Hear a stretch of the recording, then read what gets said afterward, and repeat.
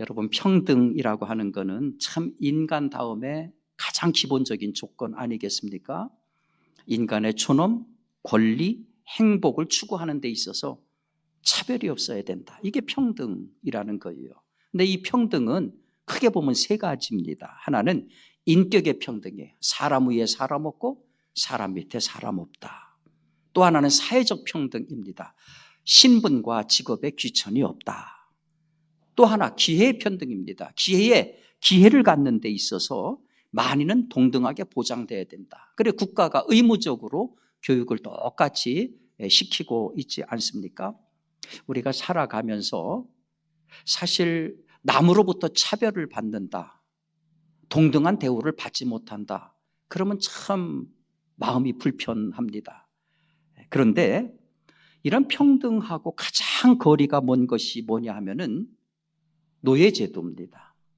아예 제도적으로 사람이 사람 위에 올라타는 거예요. 근데 과거로 올라가면은 어느 시대에나 어느 문명에나 놀랍게도 노예제도가 있었습니다. 심지어 유대사회에도 노예제도가 있었습니다. 어느 문명이나 어느 시대나 노예라고 하는 것은 사람 대접을 받지 못하죠. 물건 취급을 받기 마련입니다. 체벌도 얼마든지 가능하고요. 노예가 아이를 낳으면 그 아이의 소유권도 주인에게 돌아가는 것입니다. 헬라 문명을 꽃피웠던 그리스 같은 경우도 그렇고 역사상 나타났던 가장 강력했던 제국인 로마 제국도 공통점이 뭐냐 하면은 그 사회가 노예제도 위에서 운영되던 사회다 하는 겁니다. 학자들이 연구해 보니까 4세기에 그리스의 아테네 같은 경우는 시민의 숫자보다도 노예의 숫자가 더 많았다. 그렇게 얘기를 할 정도입니다. 그 당시 노예들은 성이 주어지지도 않았습니다. 그들이 무슨 일을 해가지고서 성과를 낸다 하더라도 그 모든 것들은 다 주인의 소유가 됐습니다. 매매의 대상이었고 얼마든지 채찍질이 가능했고 투옥이 가능했고 심지어 주인이 죽여도 법적인 책임이 없을 정도였습니다. 로마 제국 역시 노예 위에 세워진 국가입니다. 그래서 5명 가운데 1명이 노예일 정도였습니다. 특별히 당시 노예들에 대한 체벌은 너무너무 심했다고 합니다. 예를 들어서 아우구스투스 황제가 자기가 메추라기 하나를 길을 들였는데 노예가 잘못해서 그걸 죽이니까 이 노예를 십자가에 처형해서 죽여버렸습니다. 아니 메추라기 하나 죽였다고 노예의 생명을 십자가에 달라 죽여버렸던 거예요. 도미티안 황제는 목욕물을 봤는데 목욕물이 뜨겁다고, 새가 생각보다 뜨겁다고 그 목욕물 데핀 노예를 화로에 태워서 죽여버리고 말았습니다. 식탁이 조금만 삐뚤어지고 의자가 조금만 잘못 놓여도 식사 중에 기침을 해도 식사하는데 파리가 날아다녀도 그건 노예에 대한 체벌의 이유가 됐던 겁니다. 심지어 주인이 살해를 당하면은 노예도 살해를 해버리고 말았습니다. 가령 페디아노스 세쿤두스라고 하는 이 귀족이 살해가 됐더니 그 밑에 있던 400명의 노예를 다 죽여버리고 말았습니다. 그런 역사적인 기록이 있어요. 노예는 사람이 아닙니다. 물건입니다. 매매의 대상입니다. 그래서 노예를 매매할 적에는 남녀노소 할 것 없이 완전히 발가벗겨가지고 전부 다 우리가 왜 말을 살 적에 말의 치아를 보듯이 사람 치아를 다 보고 눈을 까뒤집어 보고 항문을 보고 이렇게 여기도 찔러보고 저기도 찔러보고 이렇게 모든 것을 살피고 나서 값을 책정하고 매매를 했던 겁니다. 사도 바울이 활동하던 그 시기에도 노예 제도가 아주 융성하게 돌아가고 있었습니다. 기록에 의하면 어떤 귀족은 무려 그 집안에 노예가 4,160명이나 두고 있다는 그런 기록이 있고, 트리말키오라고 하는 귀족은 그 집안에서 매일 새로 태어나는 노예가 남자아이가 30명, 여자아이가 40명이었다는 기록이 있습니다. 그러니 이게 조금 과장됐다 하더라도 얼마나 노예가 많았는지 하는 것을 보여주는 거 아닙니까? 어느 시대든지 노예는 사람이 아니에요. 얼마나 힘들겠습니까? 그러니까 그 힘든 삶을 견디지 못해서 노예들이 탈출을 시도합니다. 그래서 탈출한 노예들을 방지하기 위해서 4세기에 출토된 거를 보니까 노예 목에다가 이 목걸이를 착용했는데 이 탈착을 불가능하게 할 정도로 아주 견고하게 해놨는데 거기에 무슨 글귀가 있느냐 하면은 나를 붙잡으세요.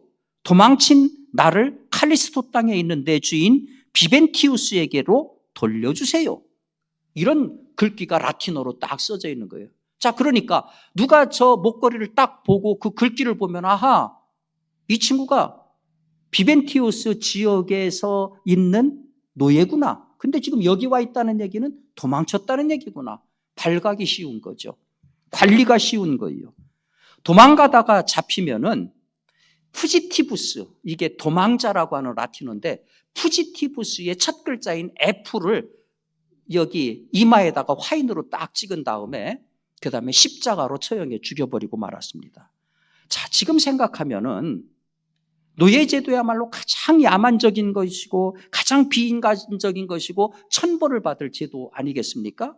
근데 여러분, 이 야만스러운 제도가 놀랍게도 성경 안에 들어와 있습니다. 바로 우리가 좀 전에 읽은 빌레몬서가 그겁니다. 여러분들 아시는 것처럼 빌레몬서는 바울이 지은 서신서 가운데 가장 짧습니다. 한 장밖에 되지 않아요. 그렇죠? 그리고 그 내용을 보면은 너무너무 사적인 내용이라 아니 이런 것들이 어떻게 성경에 들어올 수 있지? 하고 의심할 정도입니다. 그리고 핵심 주제를 보면은 더욱 우리를 놀라게 합니다. 핵심 주제가 뭡니까? 도망친 노예를 받아달라는 겁니다. 도망친 노예를 받아달라. 아니 노예 제도가 잘못됐다 비판하는 것도 아니에요. 표면적으로 보면은 노예 제도를 인정하고 옹호하는 듯한 인상을 줍니다. 그래서 아주 오랫동안 이 빌레몬서는 노예 제도에 대한 교회의 태도를 표명한 걸로 그렇게 오해가 돼 있었어요. 무슨 얘기냐면은 교회는 로마 제국에 해악을 끼치는 집단이 아니다. 오히려 교회는 도망친 노예를 주인에게로 돌려보내주는 법을 지키는 준법 집단이고 주인으로 하여금 도망간 노예를 가혹하게 처벌하는 대신에 관용하고 사랑하도록 권고하는 미덕을 갖춘 집단이다. 교회는 급진적인 혁명이나 체제전복을 꿈꾸는 집단이 아니라 노예마저 사랑으로 대하는 미덕 공동체이다. 이게 빌레몬서가 가지는 특징을 이런 식으로 이해를 했던 겁니다. 만약에 이런 이야기를 하면 이게 여러분 큰 충격 아니겠습니까? 빌레몬서가 정말 사회적 비판을 의식해서 교회를 방어하기 위한 목적으로 쓰여졌는가? 빌레몬서는 노예제도를 옹호하는가? 그렇다면 우리가 믿는 하나님은 불평등을 조장하는 분인가? 과연 그런 건가? 이런 빌레몬서의 내용은 대략 이런 거예요. 빌레몬이라고 하는 그 부자가 있었는데 그 집에 오네시모라고 하는 노예가 있었습니다. 그런데 아마 농장에서 일하는 노예는 아닌 것 같고 간에서 일하는 노예였던 것 같아요. 그것도 아마 많은 책임이 주어져 있었던 것 같습니다. 그 근거가 18절에 보면 그가 그대에게 잘못한 것이 있거나 빚진 것이 있으면 그 책임을 나에게 지우시오 한 것을 보면은 빚진 것이 있다 뭐 이런 것들을 보면은 혹시 재정을 관리하는 그와 같은 것이 아니었는가.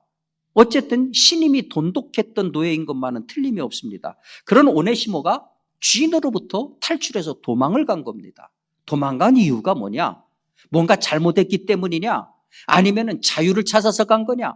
성경에는 나오지 않습니다. 여러분들이 나중에 가셔서 꼭 물어보시기 바랍니다.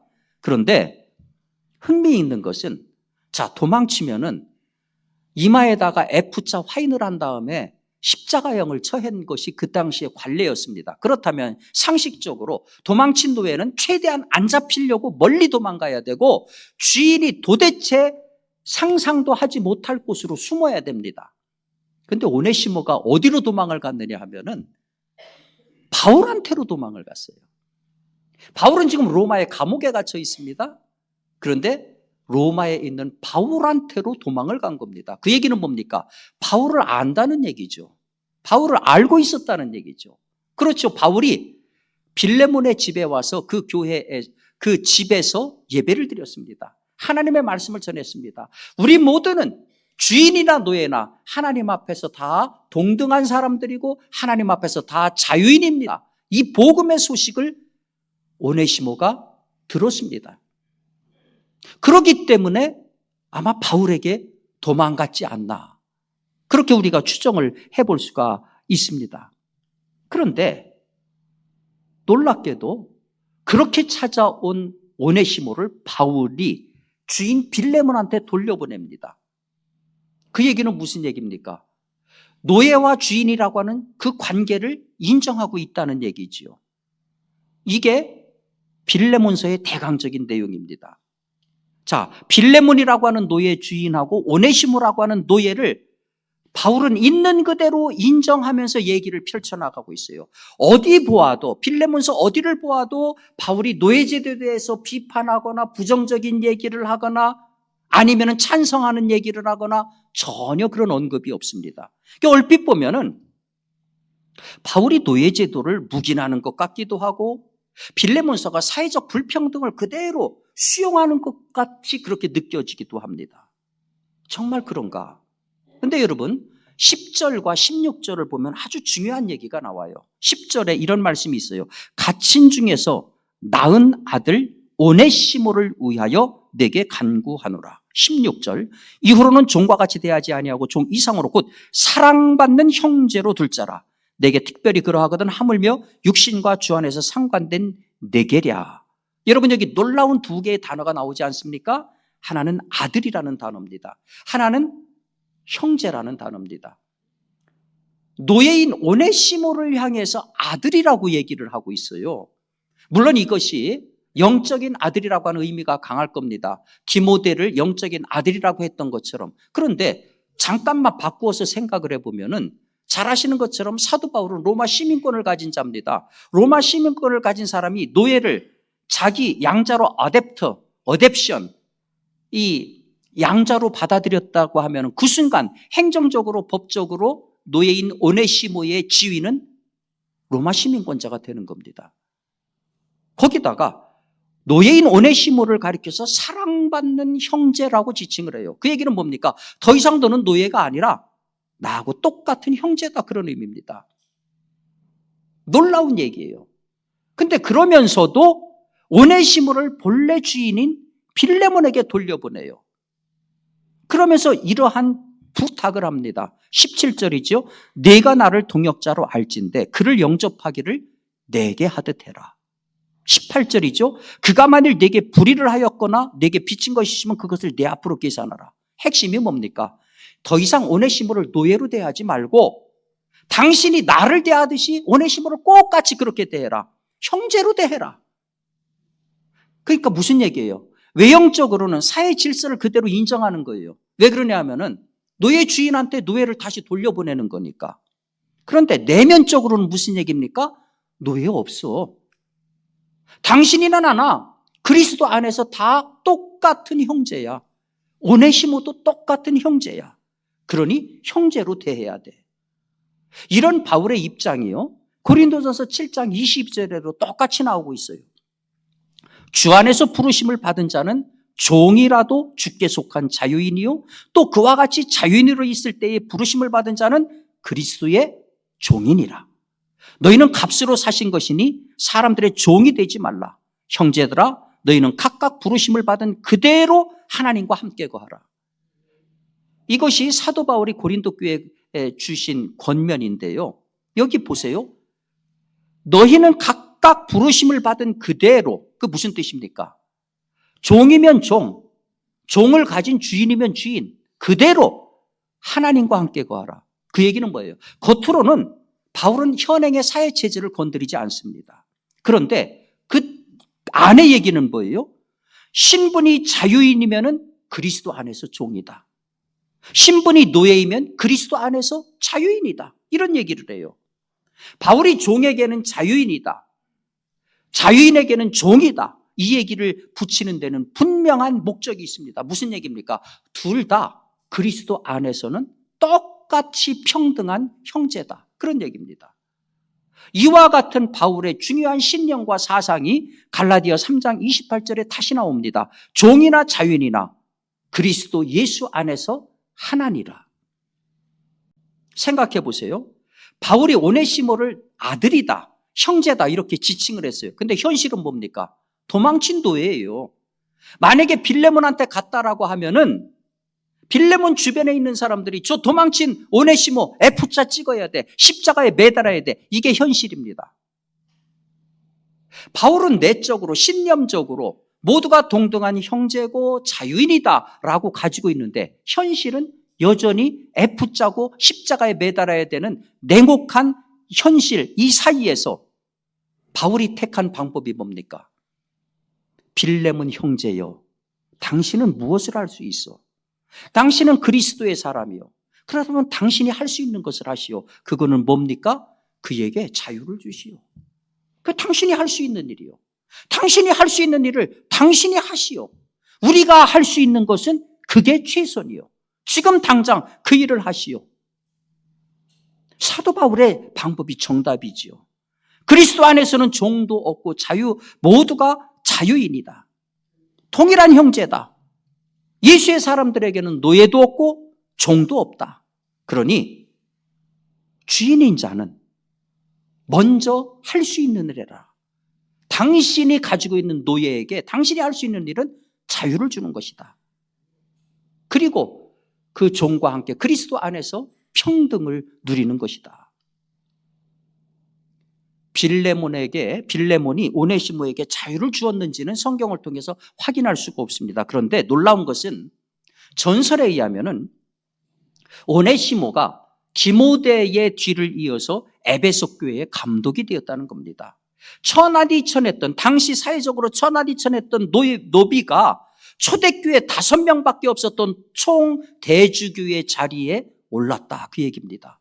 이거는 신분상 자유인 되었다고 하는 것 이상의 의미를 갖는 거 아니겠습니까? 여러분 오네시모가 무슨 뜻이냐 하면은요 쓸모 있다 하는 뜻입니다.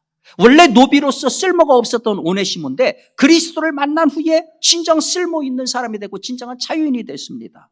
빌레몬은 그리스도를 만나서 노예 소유주에서 예수의 종이 됐습니다. 그리고 이 두 사람은 예수 안에서 한 길을 가는 통역자가 됐습니다. 사랑하는 성도 여러분, 여기까지가 빌레몬서에 나타난 오네시모 이야기입니다.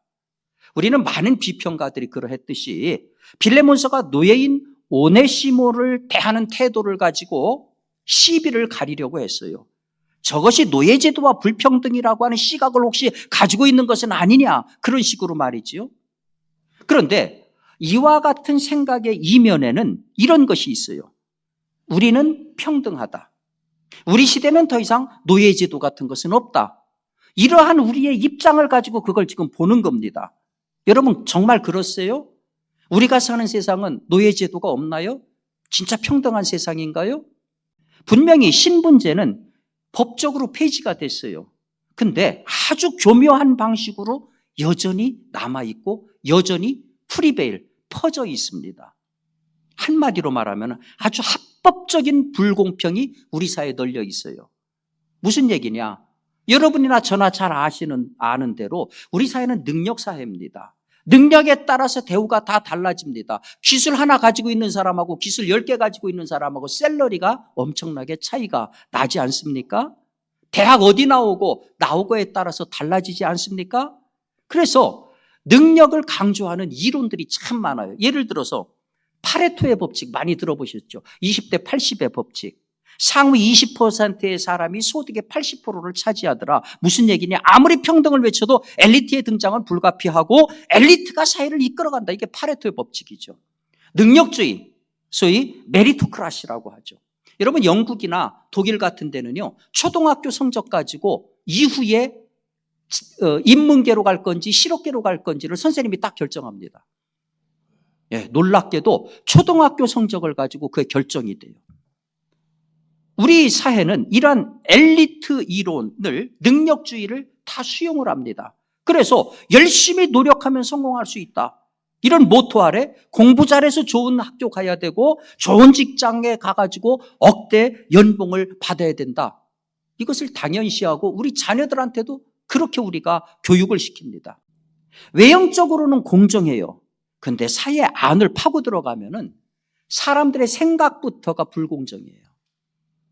사람들 생각 안에 불공평과 편견이 널려 있어요. 능력의 차이는 당연하잖아요. 재산 다 다를 수 있고 지식 다 다를 수 있고 재능 다 다를 수 있어요. 그런데 이와 같은 재능의 능력의 다름이 다른 사람에 대한 차별과 멸시로 연결된다는 거예요. 여러분, 우리 그리스도인들이 사는 세상이 이런 세상입니다. 우리가 이 세상에서 살고 있어요. 그렇다고 해서 우리가 어떤 방법으로 이것이 잘못됐다라고 하는 것을 아는데 어떤 방법으로 이걸 고쳐나갈 수가 있겠습니까? 무력의 방법으로 이런 것들이 될까요? 적어도 우리 그리스도인들은 두 가지를 유념할 필요가 있어요. 첫 번째 뭐냐 하면은 먼저 그리스도인이라고 자부하는 우리들 안에 이와 같은 불공평과 불공정이 스며들지 못하도록 해야 돼요. 두 번째로 이 거대한 자본주의와 세속주의가 만들어내는 불공평과 현대판 이 노예의식에 대해서 우리 그리스도인들이 심각한 문제의식을 가지고 정당한 비판자가 되어야 됩니다. 우리가 가장 강력한 무기가 기도예요. 먼저 기도해야지요. 근데 기도에만 그쳐서는 안 됩니다. 사회 일원으로서 제도와 의식의 개혁에 합법적인 역할을 수행을 해야 돼요. 예수 안 믿는 사람들도 사회가 잘못된다라고 하면 자기 시간과 재물을 바쳐가면서까지 그걸 시정하기 위해서 사회운동을 합니다. 그런데 우리가 그것을 잘못했다고 얘기를 하는데 우리 그리스도인들은 기도하고 안 해요. 그 다음은 아무것도 안 해요. 그렇기 때문에 사회는 변해질 리가 없습니다. 우리는 기도할 뿐만 아니라 행동하는 믿음이 어느 때보다도 필요한 시대를 살고 있다 하는 겁니다. 이 모든 것들이 그런데 설득력을 가지려면 무엇보다도 먼저 내가 시작을 해야 돼요. 내 생각 자체가 바뀌어야 돼요. 내 안에서 여전히 불평등, 누구 위에 올라서 있는 나라고 하면 그것부터 무너져 내려야 됩니다. 내가 먼저 실천해야 한다는 거죠. 바로 빌레몬에게 바울이 얘기한 것처럼 네가 할 수 있는 일이 뭐냐? 노예를 해방시키는 거다. 그건 네가 지금 할 수 있는 거다. 그러니까 그 일부터 해라. 우리가 할 수 있는 일부터 해야만이 우리가 밖을 향해서 얘기할 수 있다 하는 얘기입니다. 우리 교회 공동체가 이런 공평의 모범을 보여야 돼요. 여러분, 하나님이 주신 능력의 다양성은요, 공동의 삶을 위해서 봉사하는 도구가 돼야지 인간의 가치를 재단하고 차별하는 불공평의 도구로 사용하면 하나님한테 벌 받습니다. 우리 모두를 동등하게 지으신 하나님의 뜻은 우리 성도들과 교회로부터 이 하나님의 뜻이 실현이 돼야 된다 하는 거예요. 이것이 교회의 힘이고 이것이 성도의 자랑인 것입니다. 바라기는 이제 48년을 맞이한 우리 강남교회가 바로 이런 힘이 있는 교회, 그리고 성도의 자랑거리를 가진 교회가 될 수 있기를 주님의 이름으로 축원합니다.